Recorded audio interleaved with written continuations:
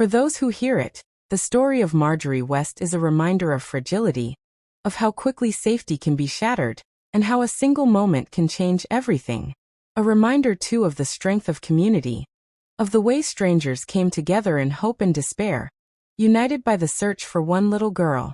It is also a reminder of how some mysteries never fade, even across decades, because the human heart does not let go of the questions that haunt it.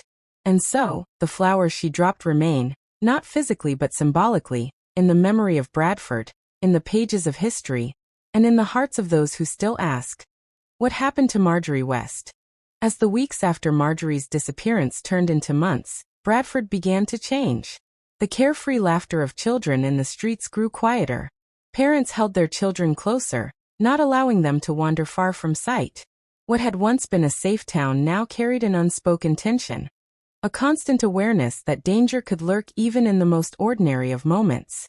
The West family never truly returned to normal. Every photograph of Marjorie in the home became a reminder of what was lost. Cecilia, her mother, was said to have kept Marjorie's clothes neatly folded, unable to part with them. Some nights, neighbors reported hearing her crying softly when the house was still. Shirley, her father, threw himself into work but could never shake the feeling that he had failed in the one duty that mattered most, protecting his children. Alan, the brother, was old enough to understand the loss, yet too young to process it, and he grew up with a quiet sadness that marked his life. And Dorothea, who had been the last to see her sister alive, bore the heaviest burden. She replayed the moment endlessly in her mind. The wildflowers, the path through the field, the instant she looked back and saw nothing. For the rest of her life, she would question herself. If she had held her sister's hand a little longer, if she had walked slower, if she had turned back just a second earlier, would Marjorie still have been there? The authorities did what they could, though resources were limited in 1938.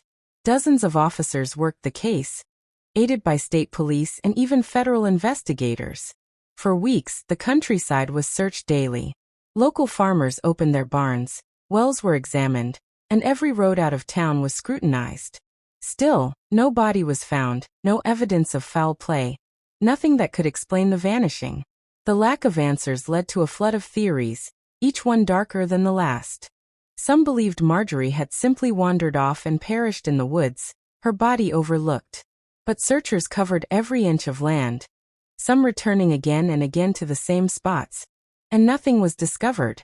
Others whispered of wild animals, though few believed that a predator could have taken her without leaving behind some trace, some sign of struggle. The strongest theory was abduction. Witnesses recalled seeing cars on the road near the picnic site that day. Some even remembered strangers driving slowly, watching. The dog's trail ending abruptly at the road only strengthened the idea that Marjorie had been taken into a vehicle. If true, it meant the abductor had planned it carefully, waiting for the perfect moment when the little girl was just out of reach. The police questioned dozens of suspects. One was a man who worked near the picnic site and had a history of troubling behavior around children. But his alibi held. Another was a traveling salesman who had passed through Bradford that weekend, but nothing tied him directly to Marjorie. In the absence of hard evidence, rumors spread like wildfire. Neighbors who had once trusted each other began to look with suspicion. People whispered names in hushed tones, convinced that someone in the community knew more than they were saying. As the years passed, Marjorie's case faded from the headlines, but not from memory. In Bradford, her disappearance became a story parents told their children, not to frighten them, but to remind them to be careful, to stay close, to understand that safety could vanish in an instant. Decades later, new theories emerged. One of the most chilling involved Georgia Tan, the director of the Tennessee Children's Home Society. Tan, who operated from the 1920s through the late 1940s, was later exposed as the mastermind of one of the largest child trafficking rings in American history. Under the guise of adoption, she kidnapped and sold thousands of children, often to wealthy families across the country. She used her connections to judges and politicians to falsify records, ensuring the children's true identities were erased forever. Many parents who were told their children had died in hospitals later discovered they had been taken and adopted out through Tan's network. When investigators pieced together Tan's crimes in the 1950s, Some began to wonder if Marjorie West had been one of her victims. The timeline fit. In 1938, Ten was actively running her illegal operations. Her organization frequently targeted blonde, blue-eyed children, those considered most adoptable. Marjorie fit that description perfectly. The location of her disappearance, along a road, lined up with the idea of a quick abduction by car. And the fact that no body was ever found suggested she had not died near the picnic site. Instead, perhaps she was taken hundreds of miles away, renamed, and raised by another family. Never knowing her true identity, this theory, while impossible to prove, captured imaginations because it offered something the others did not. The possibility that Marjorie had lived. That somewhere out there, she grew up, went to school, perhaps married, had children of her own. Never realizing she was the girl who vanished from Bradford.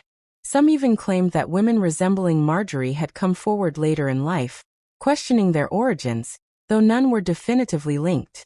The tragedy of the Georgia Tan theory is that if it were true, Marjorie's life was stolen in a different way.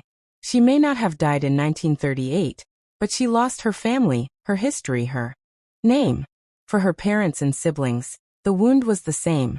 She was gone, unreachable, taken by forces they could not fight. As time moved on, the case of Marjorie West became one of Pennsylvania's most enduring mysteries. Amateur sleuths, historians, and true crime enthusiasts revisited the details again and again. Some scoured old newspapers for overlooked clues. Others interviewed surviving relatives, trying to piece together memories that had faded over decades. Each generation rediscovered the story, asked the same questions, and ended with the same frustrating silence. In the 21st century, new tools offered new hope. Advances in forensic science, particularly DNA testing, opened the possibility of solving cold cases once thought unsolvable. Across the country, law enforcement began using genetic databases to identify unknown victims, and even track down criminals long after their crimes. Some wondered if Marjorie's case might one day be resolved through these methods. If somewhere out there, descendants of the West family submitted their DNA to a database, and if a woman who had once been Marjorie, or her children, did the same, a match could reveal the truth. It would be the final key to unlocking a mystery that had endured for over 80 years.